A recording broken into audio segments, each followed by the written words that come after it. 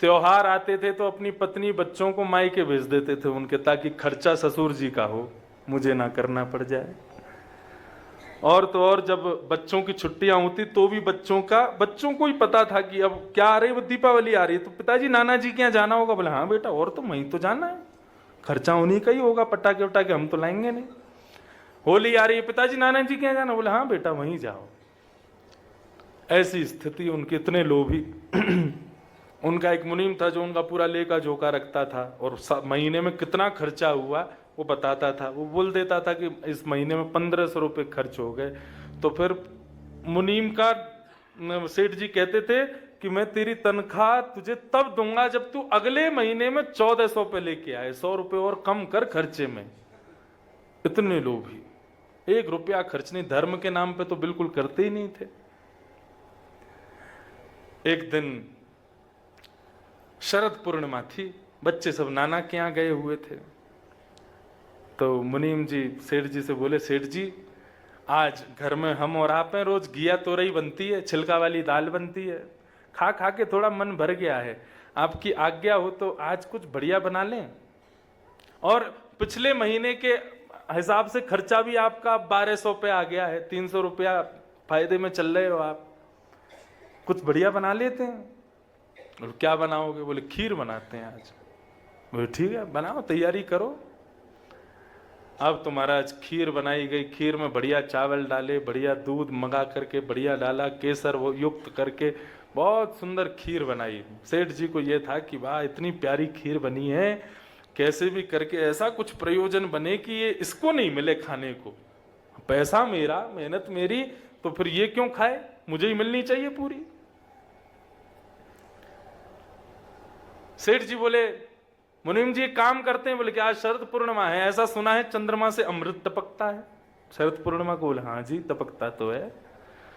बोले छींके पर इस मटके को टांग दो, उसमें खीर रख दो, और रात्रि में ऊपर से चंद्रमा की प्रकाश में शायद हो सकता है अमृत की बूंद आ जाए, खीर हमारी और बढ़िया हो जाए, और फिर सुबह उठ करके इस खीर को खाएंगे। लेकिन शर्त एक है। बोले क्या? रात में दोनों सपना देखेंगे, जिसका सपना सबसे अच्छा हुआ खीर उसकी। मुनीम जी बोले सेठ जी आप ही खा लो। मैं क्या, मुझे सपने अपने नहीं आते। वो नहीं नहीं नहीं, बिल्कुल नियम तो नियम है, उसी हिसाब से खाएंगे। सपना देखना पड़ेगा रात में अच्छा वाला, जिसका अच्छा सपना होगा वो सवेरे खीर खाएगा। मुनीम जी बोले प्रभु क्यों जिद कर रहे हो, मैं कुछ और देख लूंगा, मैं तो, मुझे जरूरत भी नहीं, आप खा लो पूरी।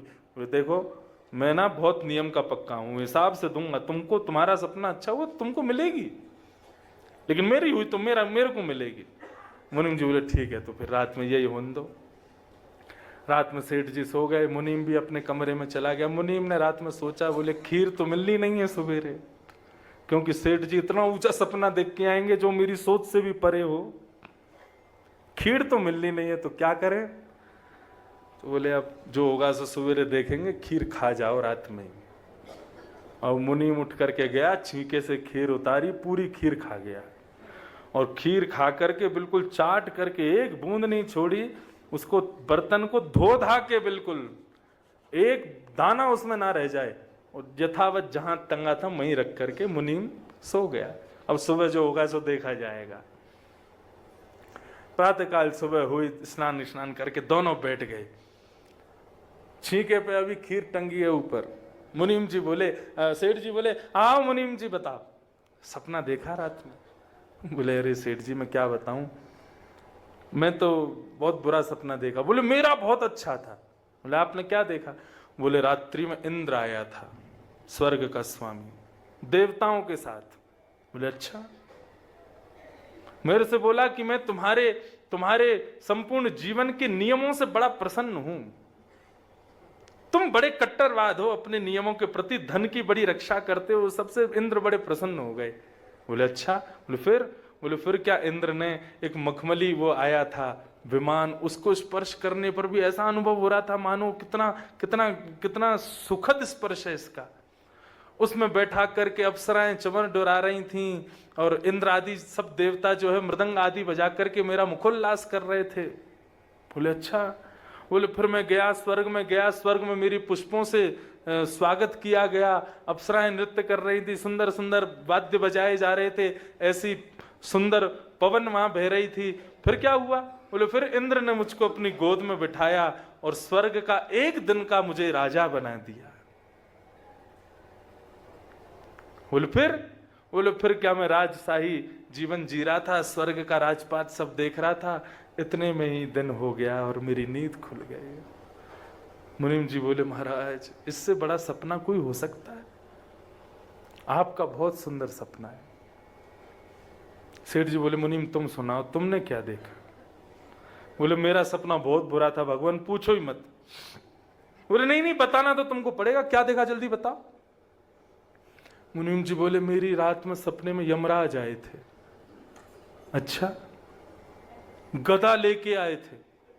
बोले और साथ में उनके 2 पार्षद भी आए थे, बड़े काले काले कुरूप, मेरे को देख करके बड़े गिड़गिड़ा रहे थे।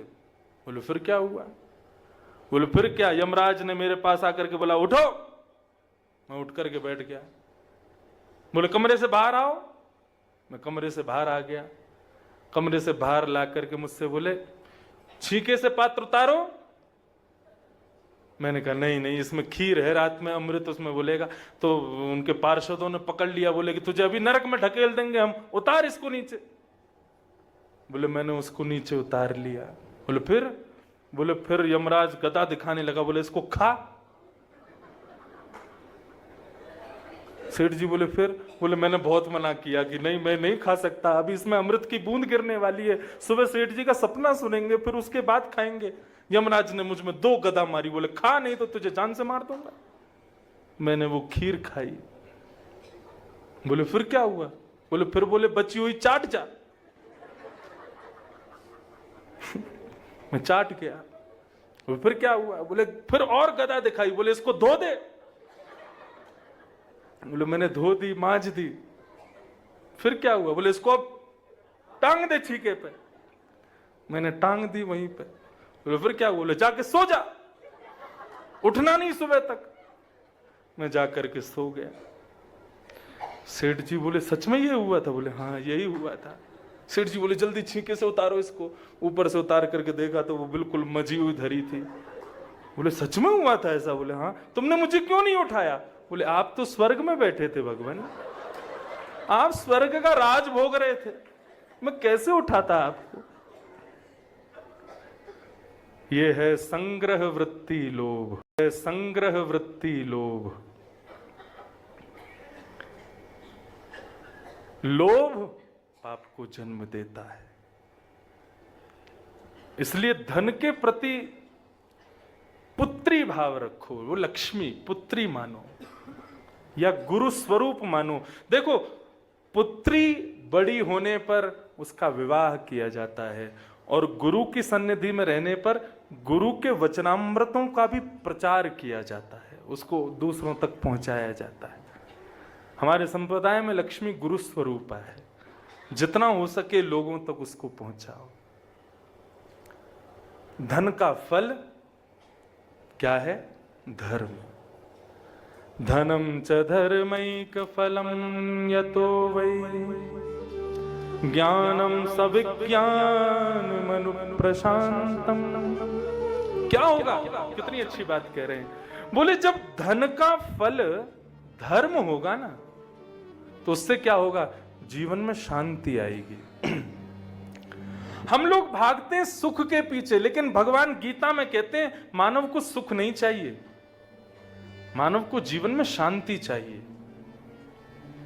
हमें लगता है कि हम सुख के लिए कर्म करें, भगवान कहते हैं सुख नहीं शांति। और शांति किससे मिलेगी? त्यागात शांति अनंतरम। जितना त्यागोगे, जितना स्वयं से दूर रखोगे, उतने ज्यादा शांत रहोगे। किसको? धन को, विषयों को, भोगों को। जितना संग रखोगे उतने अशांत रहोगे। तुमको सुख की जरूरत नहीं है, अति सुख भी कई बार हमें कष्ट दे देता है। हमें शांति की आवश्यकता है, और वो शांति किससे मिलेगी?